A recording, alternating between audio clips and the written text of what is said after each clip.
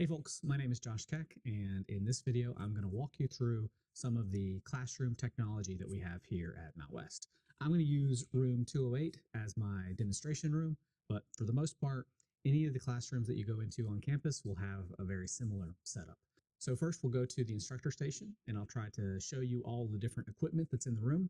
One thing you need to understand about these rooms is that they are outfitted with a Zoom room license. So every single room on campus that is a classroom has its own Zoom room, and you would schedule your Zoom meetings within your Blackboard course shell ahead of time, and then they would show up on the tablet that's at the instructor station, and then students could join you from home while you're here in person. So if you're teaching just fully in person, you may not need to use that. If you're teaching a high flex class or a flex course where you're in person and you're giving the option for students to join Zoom or to even watch the recording after the class ends, then you're going to want to know how to use all this technology. So come on in and I'll walk you through it. Okay, so when you come up to the instructor station, you're going to notice that there is a laptop with each instructor station. You can use the laptop that's in the room, or if you'd like, you can take the HDMI cable out of this laptop, and the HDMI cables, some of the labels are a little old, but they would normally say laptop. And then if you want to bring your own, you can just bring your own laptop and plug in that HDMI cable to use your own. This isn't doing anything special. It's not a big part of the setup. All it needs is a video source and an audio source, and that HDMI supplies it.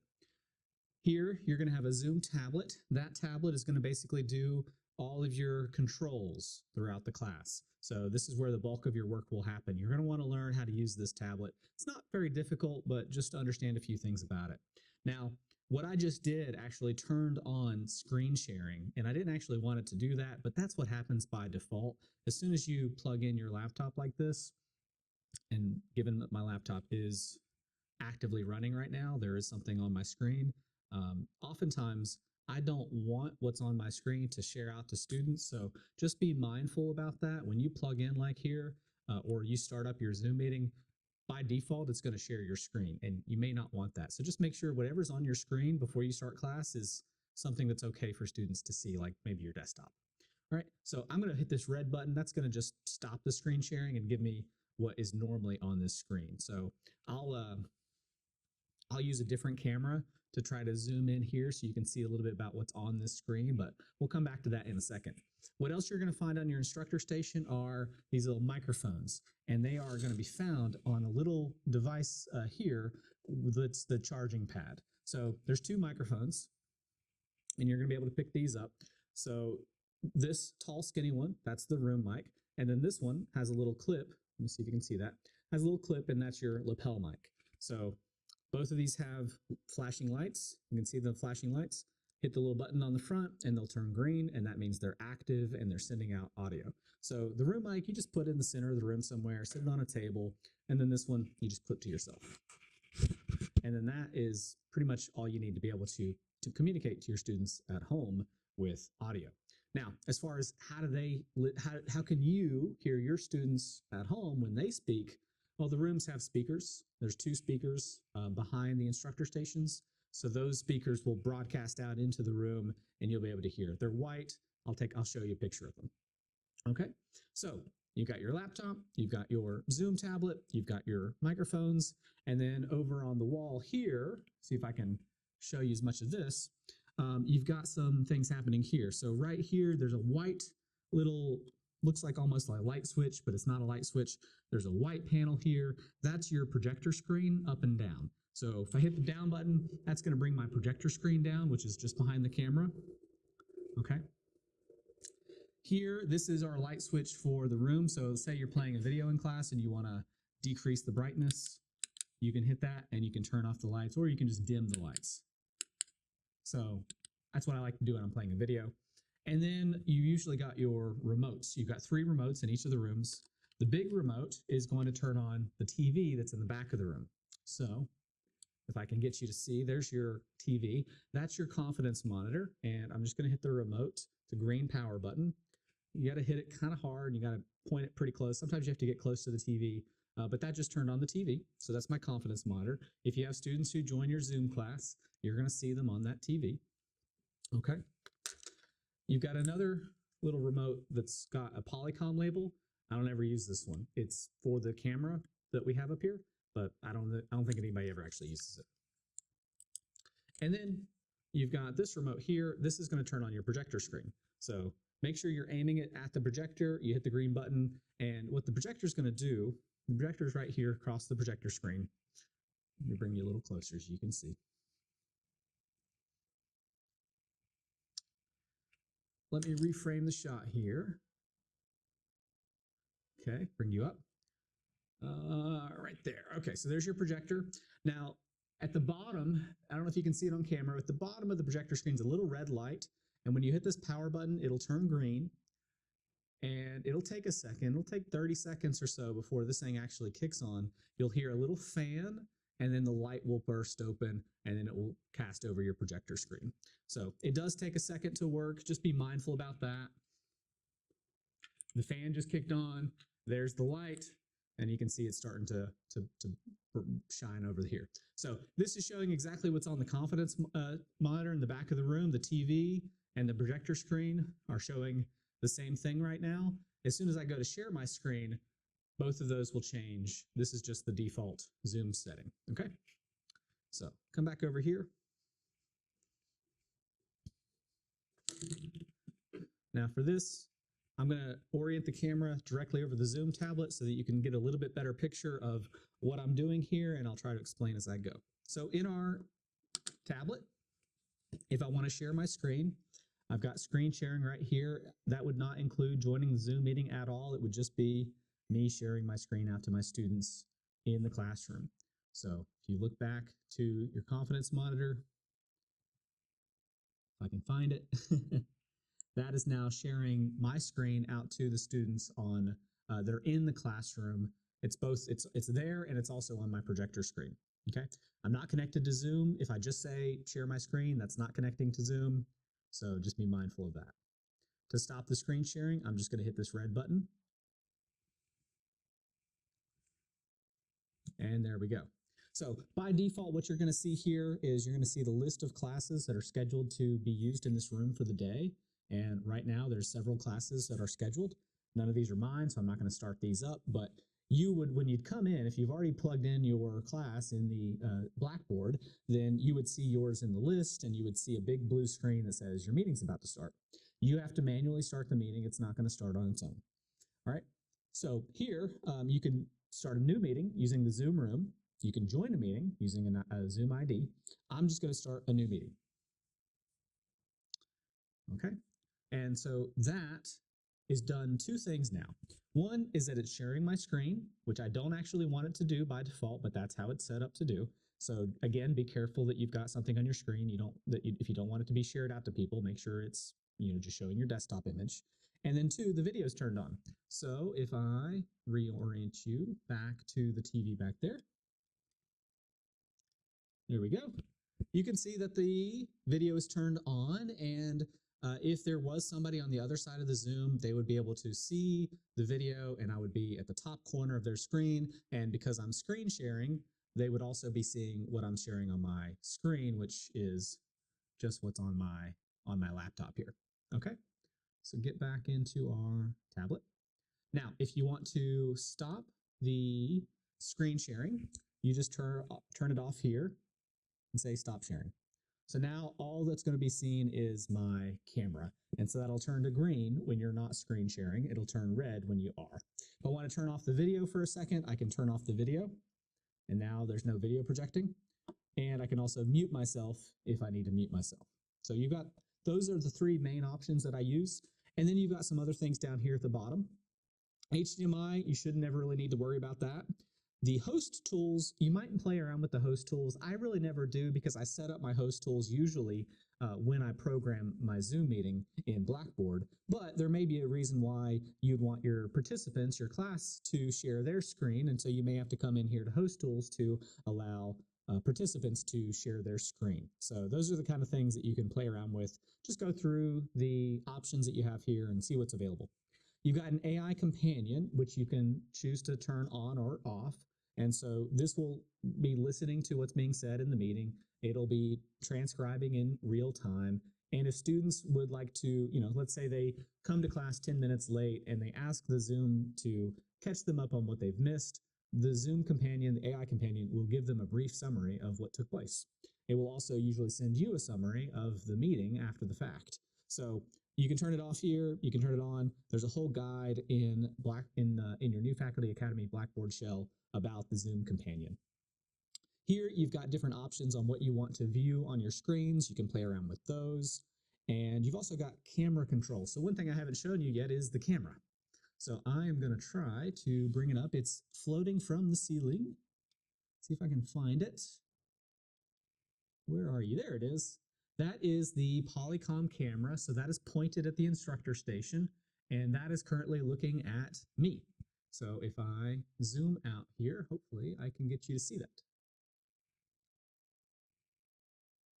All right, so you can see me on the TV back there, and that is coming from the Polycom camera hanging down from the ceiling. And what's cool about this Polycom camera is, watch the TV in the back and you'll notice it will follow me as I move through the room. And it's not as smooth, it's more of a digital follow. It's not it doesn't have a gimbal or anything like that, but it does a pretty good job. And the way it's doing it is, I think it's listening to my voice. And so if you don't have the microphone turned on and you're just walking up here, I don't think it's going to be looking for you. Now, this is specifically what's called speaker focus mode. And sometimes you'll notice that this camera does a good job of getting the TVs here in the front of the room, or whoever is sitting up in the front of the room. It'll get the back of their heads, which is not ideal. But you just want to be careful about that. You can change the focus over to manual. So I just changed it to manual, and let me zoom back in on the TV here. So manual will start you out with that view, but then you can zoom in on the tablet and very specifically put the camera where you want it to be. So, and I'll show you how I'm doing that here on the device. It's a very simple little camera control system.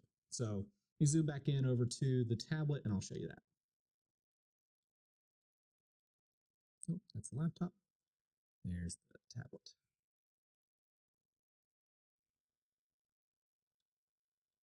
Okay, so again, to get into this menu, you've got this option right here called camera control. And then there's directional arrows and zooming in and out. You can also do presets. I believe if you do a preset, it'll be the same for that classroom. It won't be recorded to your account. It'll just be preset for the classroom. I don't know that there's many presets plugged into any of these, so I wouldn't rely on that. Most everybody I talk to just uses speaker focus, and you can change that right here in the camera mode. There's other different options here. You've got auto framing if you have multiple speakers, multi-focus, multi-stream. So there's some different options there, but most people just keep it on speaker focus, and that's what allows it to track you as you move through the room. Okay, so that's camera control. If you want to view the participants in the course, you can hit participants and you can see who else has joined the Zoom, which is helpful, especially when you're taking attendance. And then under more, you've got different options that Zoom gives you. You can invite somebody through this list. It's going to show up the different users at Mount West. Usually you would invite somebody through email instead of using this device, but you do have the option to invite. Other options under more, you can record the class session. So right now, because I'm not actually logged into my Zoom account, I'm just joining the Zoom through the Zoom room, then it's going to tell me, well, I've got to save this somewhere. I've got to be able to claim it somehow. Normally, you would not be using the Zoom room. You would use your own account, and when you record, it would just go up to the Zoom cloud, and your students would be able to access that if you allow them to through Blackboard very easily. So I'll explain that in another section. Right now, I'm recording. I can also pause the recording if I want to pause, or I can stop it altogether. When you are recording, you'll notice you have a little red dot on your screen, so that's a confidence thing, and then you also see a recording dot on the confidence monitor in the back. So I'm going to stop recording here, and no longer recording. You can also see a transcript as you move through, and I don't know if that's very helpful, but you have that option. You've got meeting info information, so if for some reason you need to see meeting info, you've got some of that, and the chat. I like to have the chat open sometimes just to see what somebody says. Usually you'll see the chat in the TV in the back of the room, but if it scrolls kind of fast, so you'll want to be able to open up this chat quickly. So be familiar with where the chat is. It's very hard to type back into the chat, but if you can observe the chat, if somebody says something on Zoom and they didn't use their speaker, but instead they used the chat, you want to at least be able to respond to them verbally. So make sure you have that quick to your fingers there. You've got some reaction options here. If you were a participant in Zoom, this would be more relevant for you, but your students will have access to their Zoom reactions, and they can do things like, raise your hand or give a thumbs up. And then you've got polls, quizzes, captions, breakout rooms, other settings. You can play around with what your options are. None of these are super critical. The main things you need to understand are right here and how to record your session. Okay, so one thing that I'll do real quick is go ahead and schedule the Zoom meeting here within our Blackboard course. Right now, I'm just projecting to the Zoom using the Zoom room, but I want to actually be able to schedule this in Blackboard. So I'm going to end this meeting here. And when you end the meeting, you've got the same options as any other Zoom meeting. You can just leave. You can end it for everybody, those are your options. So I'm going to end the meeting for all. That closes down the meeting altogether. And now there's no meeting, right? There's a class in here in 15 minutes, so I do have to hurry. So I'm going to come over to my laptop here, and I'm going to go into Blackboard, and I am going to schedule a meeting. Okay, so for this, I will use the New Faculty Academy course shell to schedule my Zoom meeting. And in your course content on the very first page, that's where you would need to go in and add a Zoom session. So I'm going to hit the plus sign on my course content. Then I'm going to go to the content marketplace. And under the content market, you're going to find Zoom. It's actually in here twice. I'm going to scroll down to the very bottom because I know that's where the one for Zoom meeting is located. And make sure you don't just click Zoom, make sure you hit the plus button, because the plus button is what actually adds the Zoom to your course. Otherwise, you're just accessing the tool, but you need to hit the plus button in order to access the tool and add it to your course. So there it is. It's now in my course content. Had I not clicked the plus button, it would have taken me directly into the app, and that would have not been accessible for students. So right now it's hidden. Right, I'll go ahead and make it visible. And that would then be where students could access the Zoom meeting once we've set it up. So we're going to click on that. That's going to launch the Zoom. And here is where I would come in and I would schedule my meeting. So here it's got the topic of New Faculty Academy. I can put in a description if I need to. I'm going to say it's today and it's at 11. I'll type in 11:15 a.m. Duration, we'll say, is 1 hour. All right, your time zone. If you're doing a recurring meeting where it's meeting every week, that would be recommended. If you have, if you're doing this for class, set up your recurring schedule. Make sure you type in the Zoom room. So I'm in room 208. So I want that Zoom room in there. You don't need to put meeting invitees because that's your class will be, will have access to this in Blackboard. Registration won't be required. Summary template, you can use whatever is listed there. If you want to use a passcode, I usually just use the course number. So if I'm teaching AC 103, that would be my passcode, but you make your passcode whatever you want. I usually disable the waiting room. That's just me. You can have it on if you like. And then for video sharing, you can turn on or off your host or participant, and for audio, the same. And then you have some options here. There is an option here about recording automatically to the cloud. I usually tell people to turn that off because I've heard from, there are concerns that maybe somebody is joining the meeting and they're having a personal conversation and all of a sudden they're being recorded and they may not realize it, and that's not ideal. So usually keep that turned off and I'll just manually record when I'm ready. Okay, so those are pretty much your options. You'll save from that, and because you attached it to the Zoom room, it now shows up in my device. You might have seen the device here, it just flickered because now New Faculty Academy is in my list. So I know that's very hard to see on that camera there, but New Faculty Academy is now on my list and I can start that meeting up.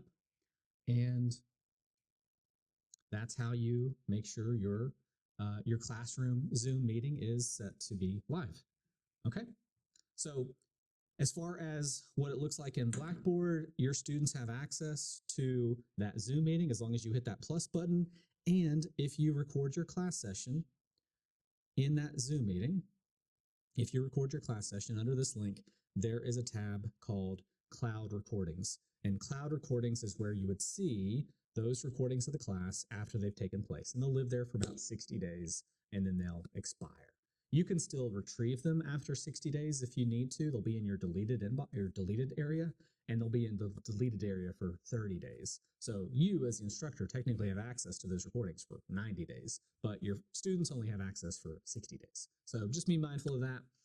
You can always download them and put them onto your SharePoint and save them and use them for other reasons, but they just live in Zoom and expire after some amount of time. Okay.